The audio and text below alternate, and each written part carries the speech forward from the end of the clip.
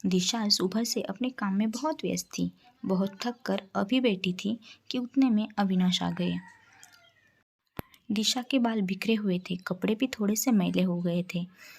दिशा को इस हाल में देखकर अविनाश उस पर गुस्सा होते हुए उसे डांटने लगा। अब तुम पहले की तरह बिल्कुल नहीं हो, बहुत बदल चुकी हो।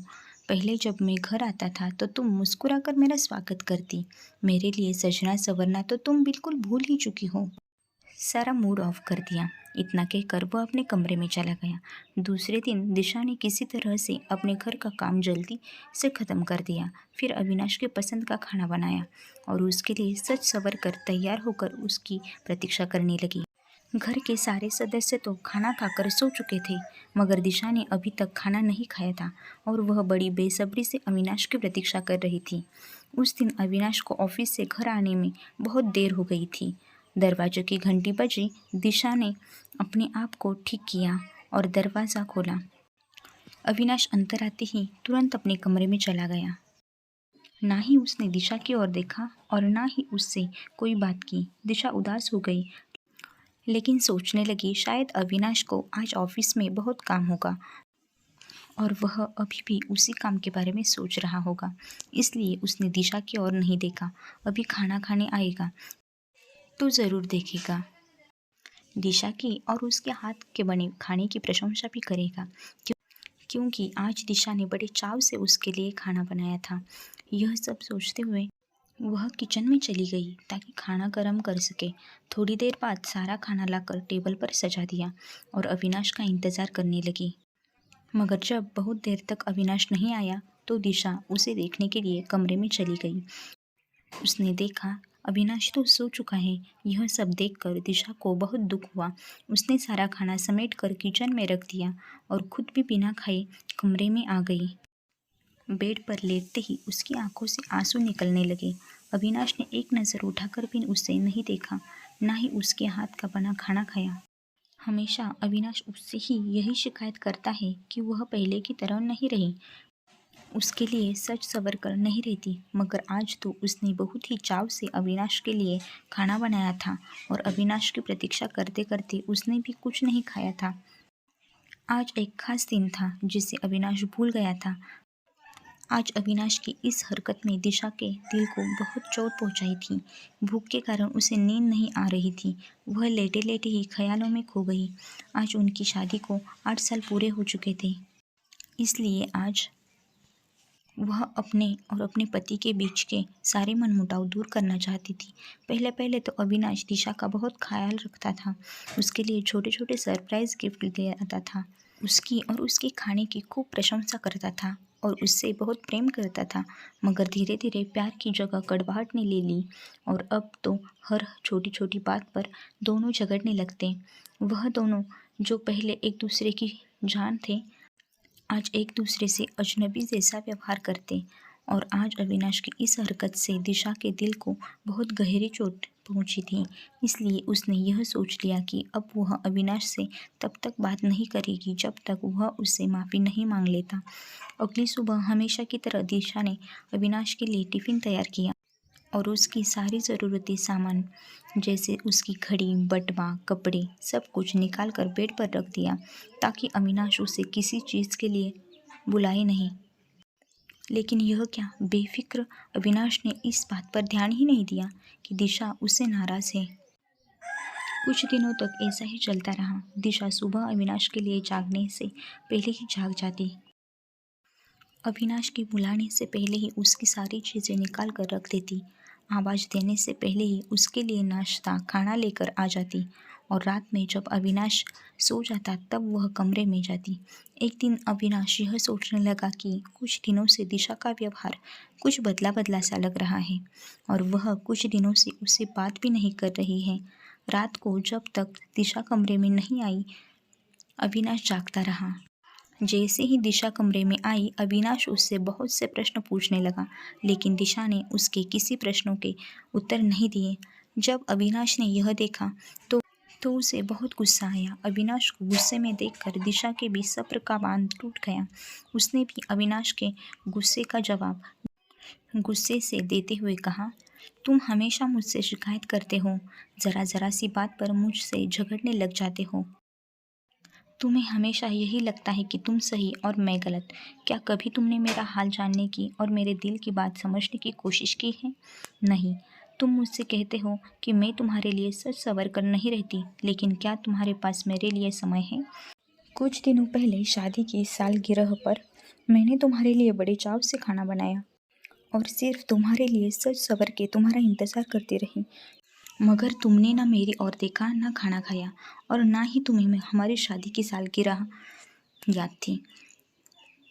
उस दिन तुम्हारे कारण मैंने भी खाना नहीं खाया और तुमसे नाराज़ होकर सो गई। मगर तुम्हें इस बात से क्या फ़र्क पड़ता है? तुमने तो यह सोचा भी नहीं कि कितने दिनों से मैं तुमसे बात नहीं कर रही थी। शायद मैं तुमसे खफा थी और ना ही तुमने मुझसे उस रात के लिए माफ़ी मांगी। इतना कहकर वह चादर तान कर सो गई।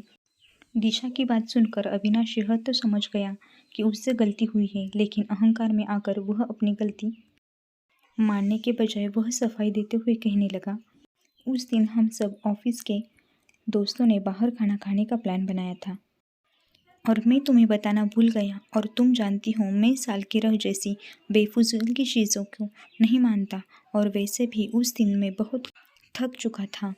तुमसे बात करने की भी ताकत नहीं बची थी, इसलिए जल्दी से कमरे में जाकर सो गया। इतनी छोटी सी बात पर तुम्हें नाराज़ होने की या मुझसे झगड़ने की ज़रूरत नहीं है। यह कहकर वह भी चादर तान कर सो गया। दिशा चादर के अंदर से उसकी सारी बातें सुनी जा रही थी।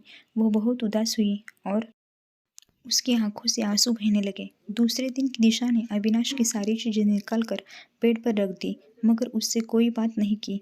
वही दूसरी ओर अविनाश यह समझ गया था कि उससे गलती तो हुई है, इसलिए शाम को आते समय वह दिशा के लिए कोई सरप्राइज गिफ्ट लेकर आएगा और उसे मना लेगा। ऑफिस का काम जल्दी खत्म कर वह घर के लिए निकल गया। दरवाजे की घंटी बजी और दिशा ने दरवाज़ा खोला। देखा तो अविनाश ने एक हाथ में फूलों का गुलदस्ता और दूसरे हाथ में एक गिफ्ट था और उसके चेहरे पर मुस्कान थी। उसने दिशा से कहा, दिशा, मैं तुम्हें इस तरह दुखी नहीं देख सकता। मैं जानता हूँ मैंने तुम्हारा बहुत दिल दुखाया है। तुम मुझसे रूठी हो तो ऐसा लगता है जैसी सारी दुनिया रूठ गई हो। प्लीज़ मुझे माफ़ कर दो। यह कहते हुए वह दिशा को फूलों का गुलदस्ता और गिफ्ट देने लगा। मगर दिशा इतनी जल्दी कहाँ मानने वाली थी। उसने गुस्से से फूलों का गुलदस्ता और गिफ्ट लिया और टेबल पर पटक दिया और कहा, तुम चाहे जितनी भी कोशिश कर लो, इस बार तुमने मेरा बहुत दिल दुखाया है। तुम्हें माफ़ी नहीं मिलेगी।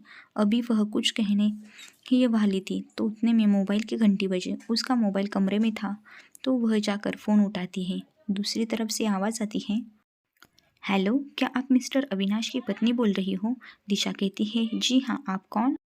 सामने से जवाब आता है, जी मैं इंस्पेक्टर कमल बोल रहा हूँ। मुझे यह बताते हुए बहुत दुख हो रहा है, यहाँ खतरनाक दुर्घटना घटी है। रोड एक्सीडेंट में एक व्यक्ति की मृत्यु हो गई है और उस व्यक्ति के जेब में एक बटुआ और फ़ोन मिला। बटुए में आईडी कार्ड है जिस पर अविनाश मुखर्जी नाम लिखा है और फ़ोन में आपका नंबर माई स्वीट वाइफ नाम से सेव किया है। जब दिशा यह सुनती है तो उसका सर चकरा जाता है। वह धड़ाम से वहीं बैठ जाती है और कहती है, इंस्पेक्टर साहब, आप ये क्या कह रहे हो? मेरे पति तो यहाँ है। तभी सामने से इंस्पेक्टर कमल कहते हैं, मैडम, डेड बॉडी को पोस्टमार्टम के लिए भेजा गया है। आपको अस्पताल आना पड़ेगा डेड बॉडी की पहचान करने के लिए। इतना कहकर इंस्पेक्टर कमल फ़ोन रख देते हैं। इंस्पेक्टर की बातें सुनकर दिशा कांपने लगती है और खुद से ही बातें करने लगती है। यह कैसे हो सकता है? अविनाश तो यहाँ घर में है। उन्होंने मुझे अभी गिफ्ट और गुलदस्ता दिया है। इंस्पेक्टर साहब को ज़रूर कोई गलतफहमी हुई होगी। मुझे यकीन है वह डेड बॉडी अविनाश के हो ही नहीं सकती। हे ईश्वर, क्या वह मेरा वहम था या फिर यह सच्चाई? हे ईश्वर, मुझे कुछ समझ नहीं आ रहा है। मैं क्या करूं? हे ईश्वर, मेरे अविनाश को मुझसे दूर नहीं करना। मैं उनसे बहुत प्रेम करती हूँ। मैं उनके बिना नहीं जी सकती। उनके बिना मैं अपने जीवन की कल्पना भी नहीं कर सकती। यह कहते वह ज़ोर ज़ोर से रोने लगी। उसकी आंखों के सामने पुरानी यादें घूमने लगी। अविनाश का बहुत सारा प्यार दुलार, और जब वह बीमार होती तो अविनाश का रात रात भर जागकर उसका ख्याल रखना, रूठना और रूठ जाने पर सरप्राइज गिफ्ट देकर मनाना। छोटी छोटी बातों पर झगड़ना और फिर सब भूलकर हंस पड़ना। और कभी कभी अपने परिवारों के विरुद्ध जाकर अविनाश ने उसका सहयोग भी किया था। उसे सारी पिछली बातें याद आने लगी। वैसे तो अविनाश उसे हमेशा प्यारे प्यारे सरप्राइज दिया करता था, लेकिन आज का यह सरप्राइज दिशा की जान निकालने वाला था। किसी तरह से गिरते संभलते हॉल की तरफ बढ़ी। वहां जाकर देखा तो ना ही वहां अविनाश था, ना ही उसका दिया तोहफा, ना ही फूलों का गुलदस्ता। यह सब देखकर दिशा का सर चकराने लगा। वह गिरने ही वाली थी तो अविनाश उसे पीछे से आकर पकड़ लेता है। दिशा जब अविनाश को देखती है तो उत्सुकता में आकर जोर से गले लगाने लगती है, ऐसे जैसे पता नहीं वह कितने सालों बाद अविनाश से मिली हो, और रोने लग जाती है। अविनाश उसे सांत्वना देता है। उसे तो कुछ समझ नहीं आ रहा था, दिशा को अचानक क्या हो गया। उसने दिशा को कुर्सी पर बिठाया और उसे पानी पिलाया। फिर उससे पूछा, क्या हुआ, तुम इतनी घबराई हुई क्यों हो। तो दिशा उसे सारी बात बता देती है और उससे पूछती है, तुम्हारा बटुआ और फ़ोन कहाँ है। अविनाश उससे बताता है, आज ऑफिस में मेरा काम जल्दी ख़त्म हो गया तो घर आते हुए तुम्हें मनाने के लिए गुलदस्ता और तोहफा लेने बाज़ार गया। बाज़ार में बहुत भीड़ थी और वहाँ किसी ने भीड़ का फ़ायदा उठाकर मेरा फ़ोन और बटुआ चुरा लिया, मगर मुझे उस चोर के लिए बहुत बुरा लग रहा है। अविनाश की बातें सुनने के बाद दिशा ने अविनाश से माफ़ी मांगते हुए कहा, अविनाश मुझे माफ़ कर दीजिए, इस बार मैं बहुत ज़्यादा ही रूठ गई थी। इंस्पेक्टर साहब की बातें सुनने के बाद तो मुझे एक पल के लिए ऐसा लगा कि मैं सचमुच आपको खो चुकी हूँ। तब इस बात का एहसास हुआ कि मैं आपसे कितना प्यार करती हूँ। प्लीज़ मुझे माफ़ कर दीजिए। अविनाश के चेहरे पर मुस्कान खिल उठी। उसने कहा, दिशा मैं तुमसे बहुत प्यार करता हूँ और माफ़ी तो मुझे मांगनी चाहिए। मैंने तुम्हारा बहुत दिल दुखाया है। तुमने मेरे लिए कितने प्यार से खाना बनाया था, मेरे लिए सज सवर कर मेरा इंतज़ार करती रही, और मैं पागल बाहर से खाना खाकर आ गया और तुम्हें बताया भी नहीं, और ना तुम्हारी तरफ देखकर तुम्हारी तारीफ़ की, और सबसे बड़ी बात अपनी शादी की सालगिरह भूल गया। सचमुच तुम रूठी थी तो मुझे कुछ भी अच्छा नहीं लग रहा था। दिशा, क्या तुमने मुझे माफ़ किया। दिशा हंसते हुए कहने लगी, हाँ माय स्वीट हबी जी, मैंने आपको माफ़ कर दिया। फिर दोनों हंसने लगते हैं। प्यारे दोस्तों, आज तो अविनाश और दिशा को एक दूसरे से माफ़ी मांगने के लिए दूसरा मौका मिल गया, लेकिन सोचिए अगर सच में उस समय चोर की जगह अविनाश होता तो क्या दिशा अपने आप को ज़िंदगी भर माफ़ कर पाती। जिंदगी का कोई भरोसा नहीं है, इसलिए एक दूसरे से रूठे रहने से बेहतर है कि अहंकार को छोड़कर माफ़ी मांगने से पहल करें। क्या पता जिंदगी हमें दूसरा मौका दे या ना दे। दोस्तों, कहानी कैसी लगी एक कमेंट सेक्शन में ज़रूर बताना, और कहानी पसंद आई हो तो लाइक और सब्सक्राइब ज़रूर कर देना।